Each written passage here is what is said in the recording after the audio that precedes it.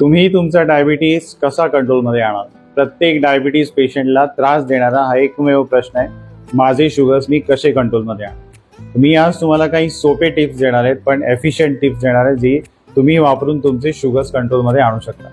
मी doctor Mahesh Patil, diabetes reversal coach, आणि ह्या tips तुम्ही नोट डाऊन करा किंवा ही रील सेव्ह करा, जेणेकरून तुम्हाला किंवा तुमच्या नातेवाईकांना जर डायबिटीज नुकताच डिटेक्ट झाला असेल, ह्या टिप्स फॉलो करून तुम्ही नक्कीच डायबिटीज कंट्रोलमध्ये आणू शकता. सर्वात पहिले ते एक हेल्थ डायरी किंवा एक फूड डायरी बनवा, जिथे तुम्ही नोट करून ठेवा की पुढच्या येणाऱ्या 30 दिवसात, पुढच्या 60 दिवसात मी माझी शुगर्स कंट्रोलमध्ये आणीन. जेव्हा पण आपण एखादी गोष्ट लिहून ठेवतो, त्याला अचीव करायला आपण पूर्ण अथक प्रयत्न लावतो आणि ती गोल किंवा ती टार्गेट आपण अचीव करतो.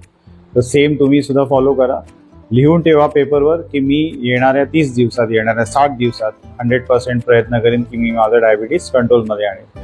दुसरी महत्त्वाची गोष्ट, तुम्ही तुमचे शुगर्स ट्रॅक करायला सुरुवात करा.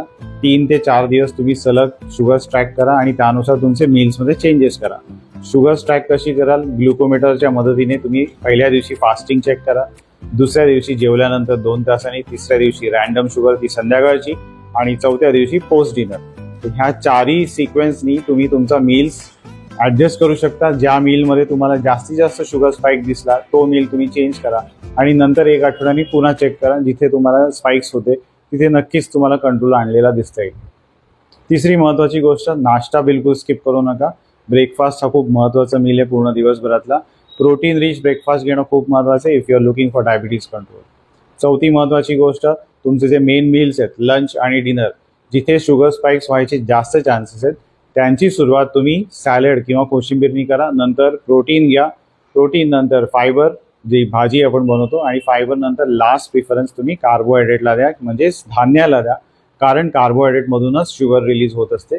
जर लास्ट प्रिफरन्स तुम्ही कार्बोहायड्रेटला दिला तर कमीत कमी ब्लड शुगर स्पाइक्स होण्याची चान्सेस असतात. 5वी महत्त्वाची गोष्ट, व्यायाम.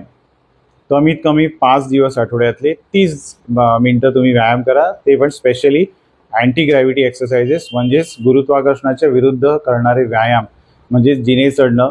सायकलिंग करत असाल तर उंच रस्त्यावरती तुम्ही सायकलिंग चालवणं, किंवा सेमी स्क्वॉट ज्याला आपण म्हणतो, उठाबैठक करणं, स्किपिंग किंवा जम्पिंग जॅक्स, हे सगळे जे व्यायाम आहेत, हे जर तुम्ही केलेत अँटी ग्रॅव्हिटी एक्सरसाइजेस, त्यांनी तुमची शुगर कंट्रोल करायला खूप मदत होते. आणि नंतरची शेवटची महत्त्वाची गोष्ट, येणाऱ्या 10 जूनला आम्ही 7 डेज शुगर कंट्रोल चॅलेंज हा सुरू करतोय. जर तुम्हाला हे टिप्स फॉलो करून मदत मिळत असेल तर नक्कीच हा चॅलेंज अटेंड करा, जिथे मी शिकवणार आहे या 7 दिवसात तुम्ही तुमची शुगर कशी कंट्रोलमध्ये आणू शकता.